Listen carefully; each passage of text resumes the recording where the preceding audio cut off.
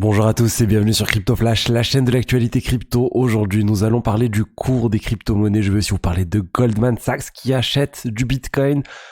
Nous allons parler de Tether et de tokenisation. On va même parler de NFT aujourd'hui, de la SEC et de Gary Gensler et de plein d'autres choses. Tous les jours, le meilleur de l'actualité crypto. N'hésitez pas à vous abonner, à activer la cloche. On va commencer avec les ETF Ethereum qui viennent de battre un record de volume de trading.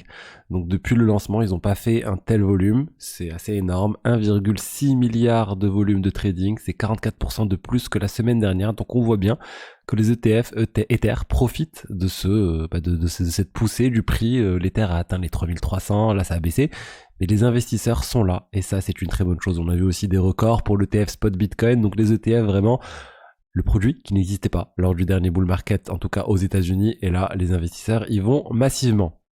Je vous parlais de Goldman Sachs dans un instant, mais juste avant, regardez cette news, c'est Tether. Tether qui lance le projet Hadron.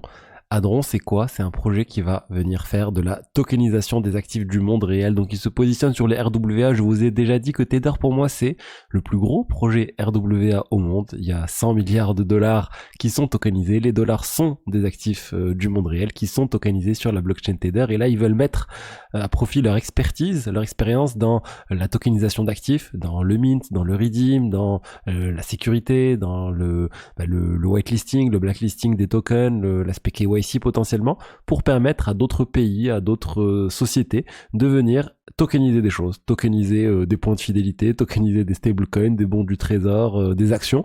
Bref, on peut imaginer plein de choses, et Tether c'est vraiment un géant qui vient un peu concurrencer un certain nombre de projets RWA qu'on connaît, que beaucoup connaissent, RSR, Ondo, etc.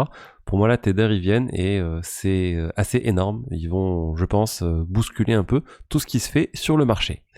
Ensuite, Goldman Sachs, oui. Goldman Sachs vient de publier, d'un point de vue réglementaire, combien de BTC ils avaient, surtout via l'ETF IBIT de BlackRock.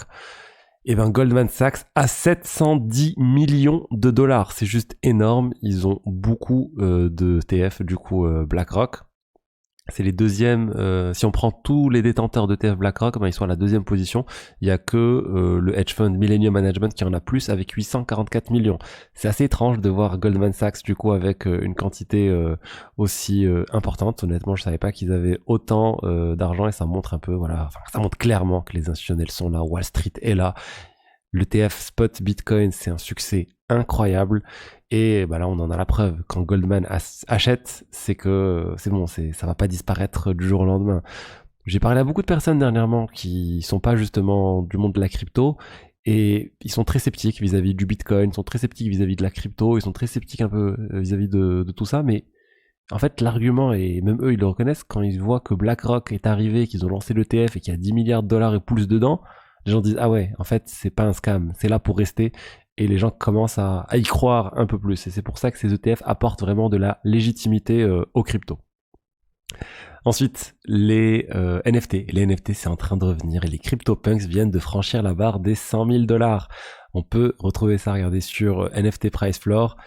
CryptoPunks, premier NFT là du classement, plus 15% de hausse sur 24 heures en termes d'Ether, en termes de dollars 13%, mais c'est énorme, 114 000 dollars pour le NFT le moins cher, CryptoPunks, la première collection vraiment qui avait 10 000 NFT pour des photos de profil, etc. Un peu le NFT, la collection originale des PFP, revient à la hausse, 100 000 dollars, ça avait atteint beaucoup plus, mais voilà, c'est repassé devant, depuis un certain temps maintenant, devant les Bored Ape Yacht Club, alors qu'à un moment les Bored Ape Yacht Club étaient loin devant. On avait des Bored Ape Yacht Club, des NFT Bored Ape qui valaient 400 000 dollars à peu près, là ça vaut à peine 36 000 dollars, et les CryptoPunks se portent du coup plutôt bien. Pudgy Penguin toujours à la 3e place, on a les Bitcoin Puppets à la 4e place, Milady Maker à la 5e place. Donc intéressant de voir que c'est en train de repartir aussi pour les NFT, même si pour moi les mêmes coins ont d'une certaine manière remplacé les NFT lors de ce cycle.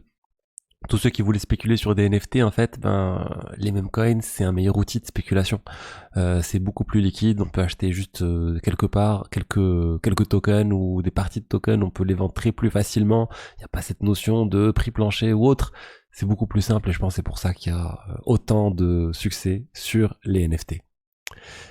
Et ensuite, parlons de la SEC et de Gary Gensler. On a 18 États aux États-Unis qui portent plainte contre Gary Gensler, le patron actuel de la SEC et la SEC, parce qu'ils ont fait des choses, on va dire, ils ont abusé de leur pouvoir contre la crypto-monnaie en portant plainte contre un certain nombre de projets crypto, en les forçant à faire des accords, sinon ils vont aller jusqu'au procès, et en abusant tout simplement de leur pouvoir, en en ne respectant pas la loi tout simplement. Et c'est ce que plein de projets crypto ont reproché à la SEC. Et là, ils sont en train vraiment, avec la victoire de Donald Trump, de dire ça y est, c'est fini. Il y a un changement maintenant, Trump est président, on porte plainte contre la SEC, ils veulent forcer, je pense, la SEC à retirer un certain nombre de plaintes.